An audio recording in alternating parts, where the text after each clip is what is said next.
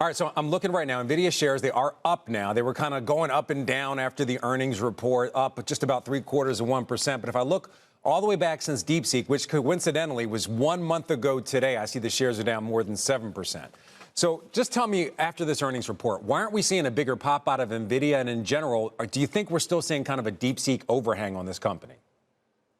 Well, I think the company's just had such a substantial run-up coming into this moment that it's been very difficult for it to maintain where it's been. Now, it's down 5% on the year, so that's cooled off a bit. But we've seen crazy numbers. We've seen revenue numbers, 200% increase year over year. And so NVIDIA's had to maintain that, and just to continue to exceed expectations, beating revenue by billions and billions of dollars every quarter is tough. So there's been this moment now where Wall Street is settling in, trying to figure out what it's actually valued at. And then in terms of the DeepSeek question, right? So you're right, they are down since that DeepSeek moment. Jensen tried to address it yesterday, talking about how NVIDIA's compute, you need 100 times more compute to run these reasoning type queries that you would with DeepSeek versus the traditional one-shot AI queries. But I think there's some wiggle room there. I mean, to me, DeepSeek's innovation was also about making the model more efficient, not just reasoning with it. And so therefore, I think that Jensen might be spinning this a little bit, and the full story is yet to play out.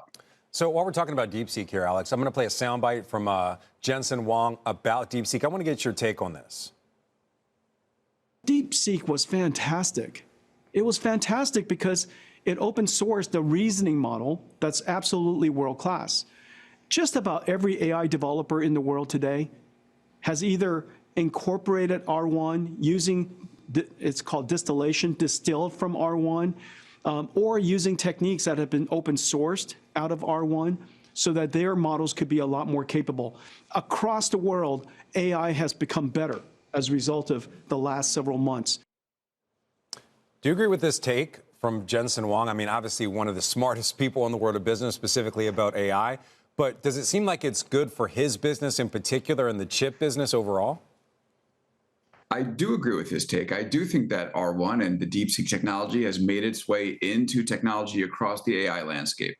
I think it's probably good for his business because there is this idea that as AI gets more capable and cheaper, more people will use it, requiring more compute, and NVIDIA is in the compute business. However, there is this overhang question, which is, if these models just become incredibly more efficient, do you need as much compute as you did previously? Now, I think the conventional wisdom in the AI industry is that these innovations will be applied wide scale, even on the bigger models, but there is still a percentage chance that you can do just about as good with a lot less compute, and maybe that's good enough. So I think that's why there's still some questions about where the company is, and I totally get what Jensen's trying to do.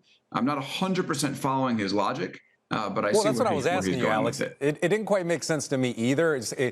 It didn't quite make sense. I mean, it just, how could something be good that could potentially reduce demand for your chips? I think you just hit on it. I'm not 100% sure of the logic, but you're overall saying in your own thesis, you think it's just an overall positive.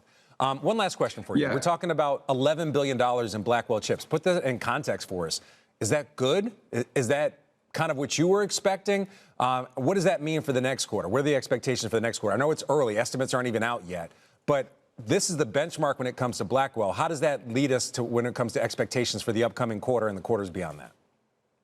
I think that's really good. I think it's about triple what a lot of folks were expecting. It definitely exceeded my expectations. And I think it shows something fundamental, which is that the Blackwell orders are from these big tech companies that have been facilitating AI demand for a while and are saying, you know what, we want more. We want the next generation of chip. We see enough in terms of what's going on in the AI world today that we think that this is worth investing in for the long term, for the next generation. We're going to keep putting money towards it. And by the way, you saw that with all the big tech company, the hyperscalers, right? Talking about how they're going to increase CapEx this year.